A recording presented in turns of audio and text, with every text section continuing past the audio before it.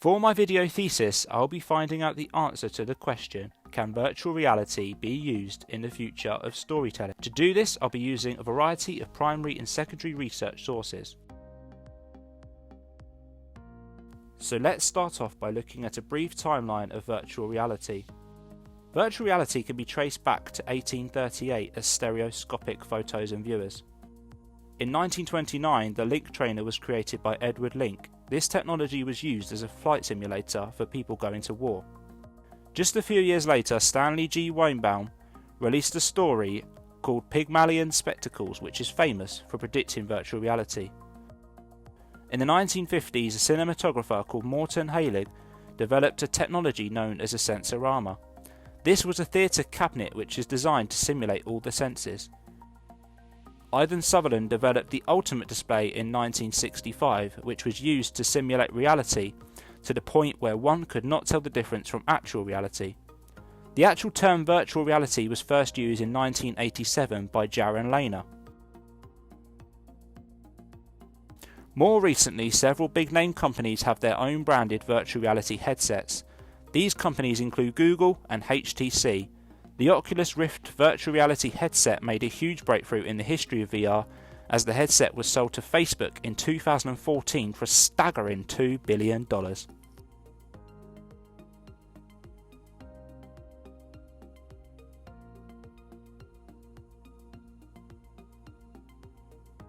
Now I'd like to talk a bit about virtual reality audiences. To start off, I'd like to show you a clip from a TED Talk from Maxwell Planck about virtual reality.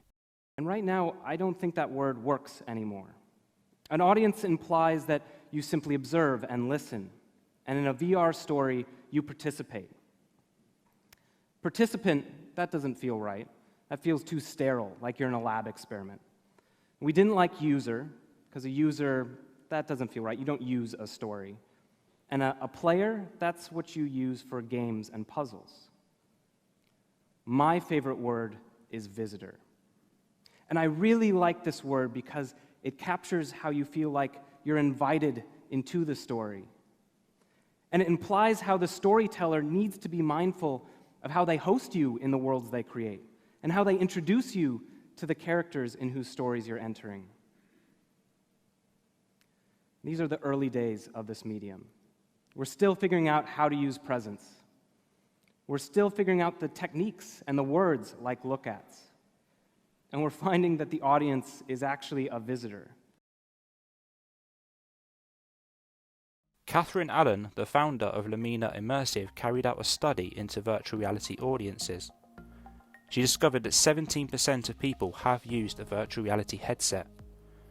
Men are more likely than women to use a virtual reality headset, and that 31% of users were aged 18 to 34, with only 5% of users being over the age of 55. To gain a better understanding of how audience works in a virtual reality capacity, I read the book Storytelling for Virtual Reality: Methods and Principles of Crafting by John Butcher. Here is an extract from his book. Most projects will have multiple audiences. However, it is important that we determine a primary audience for every project. Other viewers may be secondary audiences or even outlying audiences. The demographic qualities of the primary audience should be narrow and specific as possible. Now I'd like to talk about something negative about virtual reality, and this is the side effects that commonly come with it. These usually include eye strain, nausea, game transfer phenomena, and virtual reality addiction. The first one I'd like to talk about is the eye strain. Wired's Sarah Zane explains that the eye strain is caused when virtual reality headsets create 3D images by showing your left and right eyes images that are offset.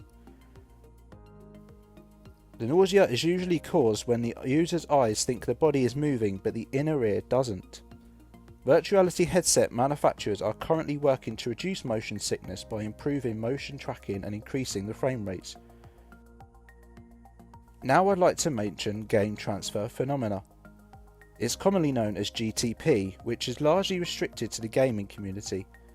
This includes symptoms like seeing objects turn into clusters of pixels or hearing sounds from games that you commonly play when you're falling asleep. Now I'd like to talk a bit about virtual reality addiction. Whilst this is very uncommon, it's still not unheard of.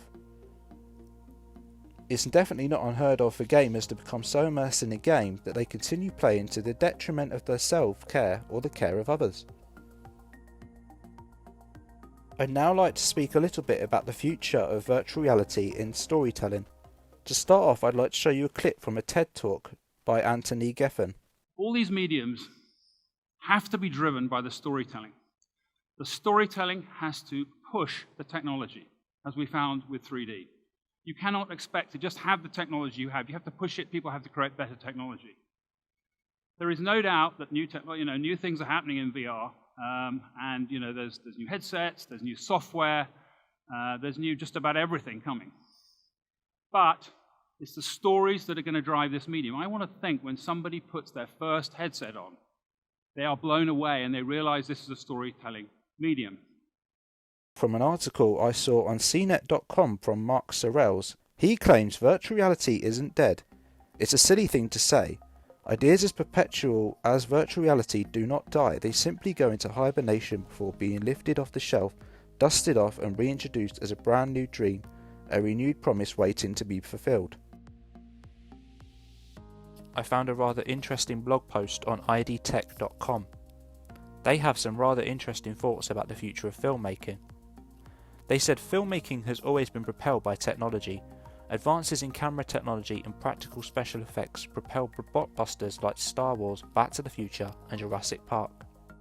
They also continue to write, virtual reality still has a long way to go before it's adopted wholly by the film industry to make movies, but it's already beaten a path to the box office.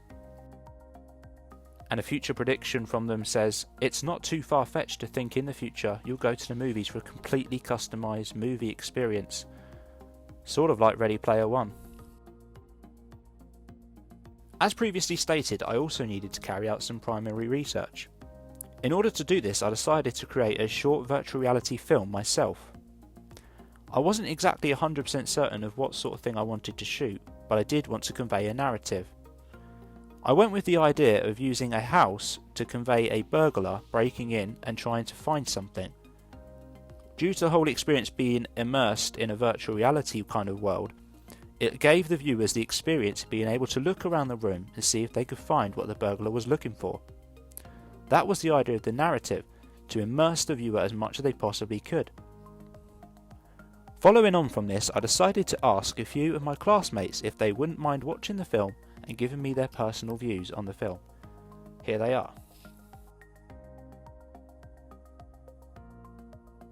I feel that obviously it's a robber and you can see him looking around the house and he's getting increasingly frustrated when he realises that he can't find anything. And I think that you pick that up in the VR. So yeah, I would have to agree. I would say there's a clear beginning, middle and end in the story. Obviously the burglar breaks in, does what he does, and then leaves. So yeah, that's it.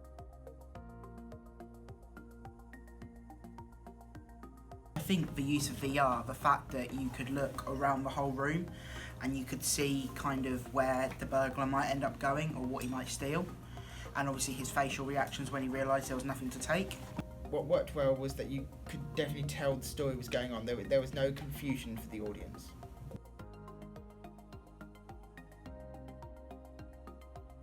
Maybe some dialogue, perhaps, so we actually know what he's looking for, because he didn't really seem to have a motive. So it would have been interesting to get to know the character better. More concentration on the burglar himself rather than just having the camera. I understand it's a 360 degrees camera, but you kind of had it more off to the side, and the burglar wasn't focused more as he was just a side note, if you understand what I'm saying. He wasn't the focus of attention, he was more just in the peripheral vision.